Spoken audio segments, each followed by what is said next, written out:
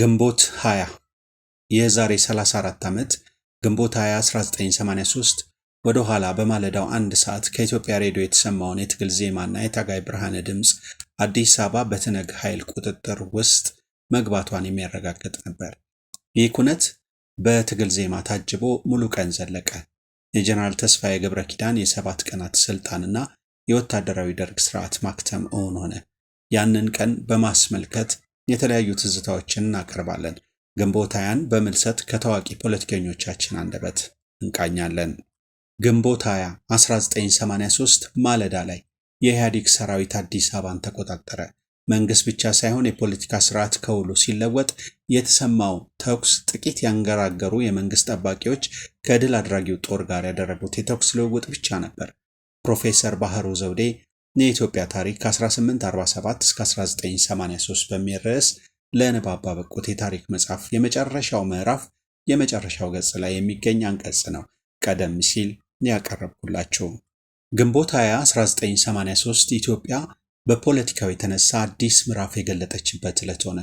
አዲሱ ምዕራፍ ምን ይዞ ይመጣል የሚለውን ለማየት ከግምት ባለፈ 30 የሚሻገሩ ዓመታትን ገልጦ ማየት አስፈላጊ ሆኖ ነበር። ግንቦት 20ም በ1983 ከፈጠረው ስሜት ይልቅ ከዓመታት በኋላ ፍሬው ምንድነው፣ ምን አስገኘ በሚለው ጥያቄ መሰረት እየተመዘነ አከራካሪና አነጋጋሪ ሆኖ ቆይቷል። እንደሚታወቀው እስከ ቅርብ ዓመት ድረስ ግንቦት 20 በመንግስትና በመንግስት ተቋማት በድምቀት የሚከበር በዓል ነበር። ያም ሆኖ ተቃዋሚና ብዙ ምክንያት ደርድረው የለም እንደ ድል ቀን መከበር የለበትም የሚሉ ጥቂት አልነበሩ። በሌላ በኩል ለህዝብ ብዙ ዋጋ የተከፈለበት ታሪክን የሚያስታውስ ነው የሚሉ አሉ። ይህ ሁሉ በአንድ ቡድን የስልጣን ጥመኝነት የተነሳ የመከነ ነው በሚል መከበሩ ትርጉም እንደሌለው የሚናገሩ ቀላል ቁጥር የላቸውም። ይከበር አይከበር የሚለውን ምጉት እንተወውና እንደው ነገሩ በጠቅላላው የግንቦት 20 1983 የመንግስት ለውጥ እንዴት ይታያል፣ ለኢትዮጵያስ ምኗ ነው የሚለውን እንቃኝ። አዲስ ማለዳ ከዚህ ቀደም ጠቅላይ ሚኒስትር አብይ አህመድን ጨምሮ የተለያዩ ተጽዕኖ ፈጣሪ ሰዎችና ፖለቲከኞች በተለያዩ መገናኛ ብዙሃን ቀርበው ስለ ግንቦት 20 የተናገሩትንና ያሉትን ለማስታወስ ሞክራለች። ይልቁንም ከ2 ዓመት በፊት በጉዳዩ ላይ ብዙ አስተያየቶች ሲሰነዘሩ ተሰምቷልና ከዛ በመጠቃቀስ የዛሬውን ጥንክራችንን እንቀጥል።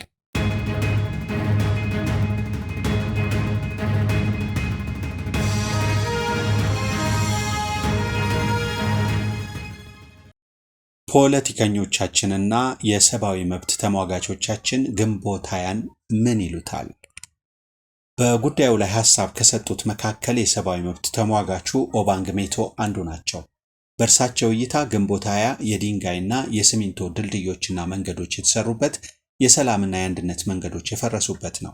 ኢህአዴግ ወደ ስልጣን ከመምጣቱ በፊትም ሆነ በኋላ በእሱ አትምጡብኝ አይኔ ነው የሚለው የብሔር ብሔረሰቦች እኩልነት ጉዳይ ነው።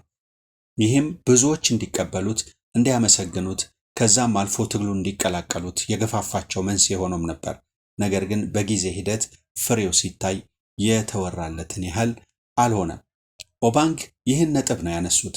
በተለይ ኢህአዴግ ከመነሻው ጀምሮ ለስልጣንና ለውስን ሰዎች ጥቅም የቆመ መሆኑ መታየቱና ክልሎችም ቢሆን በነጻነት ራሳቸውን ያስተዳድሩ እንዳልነበር ሳይዘገይ መረጋገጡ ብዙዎችን ያሳዘነ፣ ሀገራችንንም የከፋፈለ ሆነ።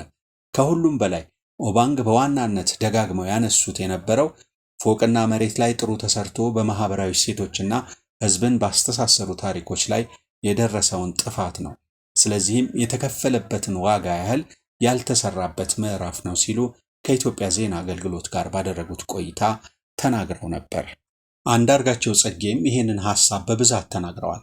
አንዳርጋቸው ከአዲስ ዘመን ጋዜጣ ጋር ባደረጉት ቆይታ ነበር የግንቦት 20 በዓል ከመንግስት ለውጥ ባሻገር በህዝብ የሚፈጸመውን ግፍና ጭቆና አላስቀረም ሲሉ የተናገሩት። አልፎም ዕለቱ በአደባባይ የምንደሰኩርበት ሳይሆን አንገታችንን ሊያስደፋን የሚገባ ነው ሲሉ ነው እይታቸውን የገለጹት። እንደውም ኢህአዴግ በስልጣን በቆየባቸው ዓመታት በአገሪቱ ተገኘ የሚባለው ልማት ኢህአዴግ በስልጣን ከቆየበት ጊዜ አኳያ እዚህ ግባ የሚባል አይደለም ብለዋል። እናም ህዝብ እርስ በርሱ እንዲጋጭ የተደረገበት፣ በስደት ያለው የተገለለበትና በከፍተኛ ደረጃ ሀገርና ህዝብ የተዘረፉበት በመሆኑ ጥቁር ነጥብ የጣለ ዕለት ወይም በዓል ነው ብለውታል። የሶማሌ ክልል ርዕሰ መስተዳደር ሙስጠፌ መሐመድ በበኩላቸው ግንቦት 20 ለክልሉ ካስገኘው ጥቅም ይልቅ ጉዳቱ ያመዝናል ብለዋል። ግንቦት 20 ለሶማሌ ክልል ሕዝብ በቋንቋው ከመማርና ራስን በራስ ከማስተዳደር መብት ካስገኘለት ጥቅም ይልቅ ከፍተኛ የሆነ የሰብአዊ መብት ጥሰትና የጸጥታ ችግር በመፍጠር መጥፎ አሻራ ያሳረፈ ነው ሲሉ ይገልጹታል። በሀገር አቀፍ ደረጃ የታዩ ለውጦች እንዳሉ ቢያምኑም የስነ ልቦናና የሰብአዊ መብት ጥሰቱ ይበረታል ባይ ናቸው። ስርዓቱም በሀገር አቀፍ ደረጃ ሲያራምድ የነበረው ህዝብን ከህዝብ የማናከስና የጥላቻ ፖለቲካ እንደነበር ለመገናኛ ብዙሃን በሰጡት ቃለ መጠይቅ አመልክተዋል።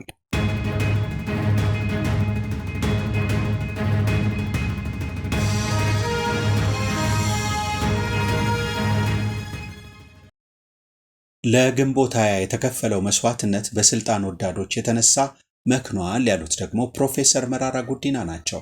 በአንድ ቡድን የስልጣን ስስት የተነሳ በሀገሪቱ ባለፉት 27 ዓመታት በእኩልነት ላይ የተመሰረተ ዲሞክራሲያዊ ስርዓት መገንባት ባለመቻሉ ለግንቦት 20 ድል የተከፈለው መስዋዕትነት መባከኑን ይነግሩናል።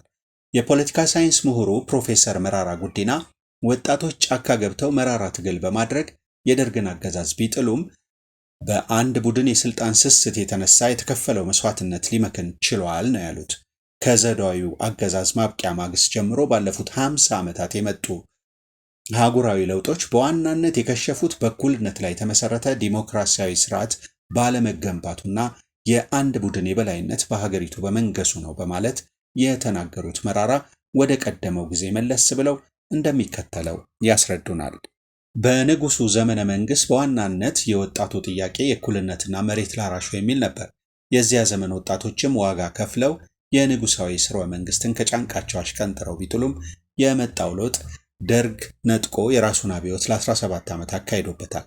ደርግም ወደ ስልጣን ሲመጣ መሬት ላራሹ የሚለውን ጥያቄ በገደምዳሜው ቢመልስም በ17 ዓመቱ አብዮት በእኩልነት ላይ የተመሰረተ ዲሞክራሲያዊ ስርዓት ባለመገንባቱና የአንድ ቡድን የበላይነት በሰፊው ህዝብ ጫንቃ ላይ ለመጣል ሲደረግ በነበረው ግብግብ የሀገሪቱ ብርቅዬ ልጆች ተሰውተዋል፣ ብሔር ብሔረሰቦች ተጨፍጭፈዋል፣ የእምነትና የፖለቲካ ነጻነት ተገፏል። ወጣቶች ጫካ ገብተው መራራ ትግል በማድረግ የደርግን የጭቆና አገዛዝ ገርስሰው ወደ ስልጣን ሲመጡ ሰፊው ህዝብ አጨብጭቦ ቢቀበላቸውም ተጨቁነናል ብለው ጫካ ገብተው የታገሉ ሰዎች ወደ ስልጣን ከመጡ በኋላ ከትላንት ታሪክ ሳይማሩ የጠባብ ቡድን ስሜትና ፍላጎት በሰፊው ህዝብ ላይ ለመጫን ባደረጉት ጥረት ወደ ጨቋኝነት ተሸጋግረዋል ሲሉ ነው የተናገሩት።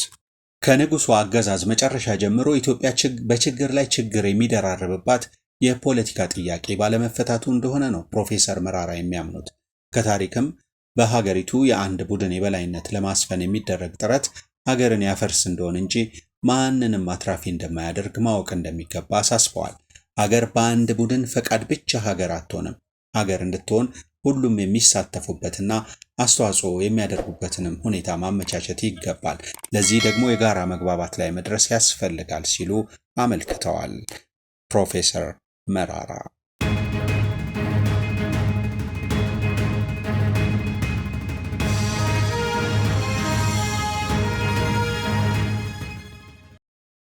ከሁለት ዓመት በፊት ደግሞ በ2012 ግንቦት 20ን በሚመለከት መልእክት ያስተላለፉት ጠቅላይ ሚኒስትር አብይ አህመድ በበኩላቸው ዕለቱ የዘመናዊት ኢትዮጵያን ታሪክ ከቀየሩ ዕለት አንዱ ነው ሲሉ ነበር የገለጹት።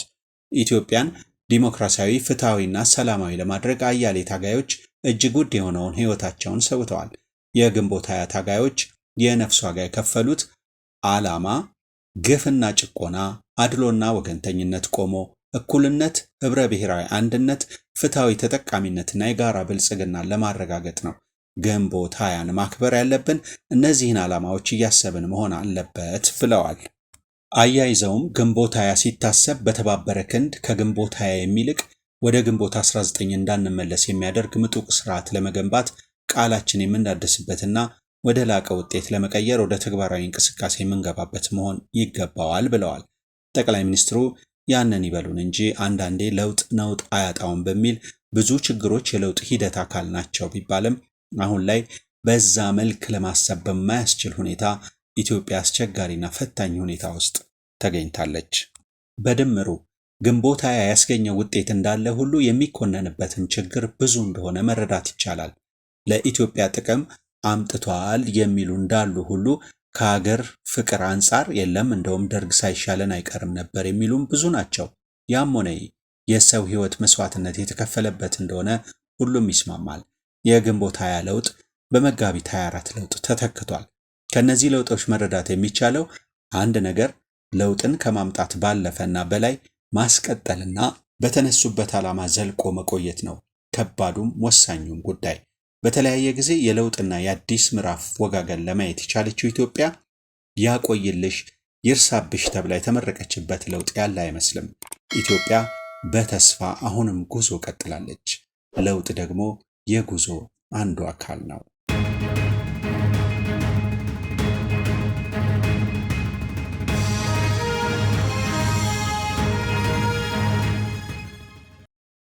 ከአዲስ አድማስ የዜና ወረቀት ተወስዶ በኢትዮጵያ ታሪክና ቱሪዝም የፌስቡክ ገጽ ላይ ሰፍሮ የተገኘ ዘገባችንን በዚያ አበቃን። ገጻችንን ሰብስክራይብ አድርጋችሁ የደወል ምልክቱን በመጫን የቤታችን ሚዲያ ቤተሰብ እንድትሆኑ በአክብሮት እንጠይቃችኋለን። መጪው ጊዜ ቸር የምንሰማበት እንዲሆን ተመኘን። ሰላም ቆዩን።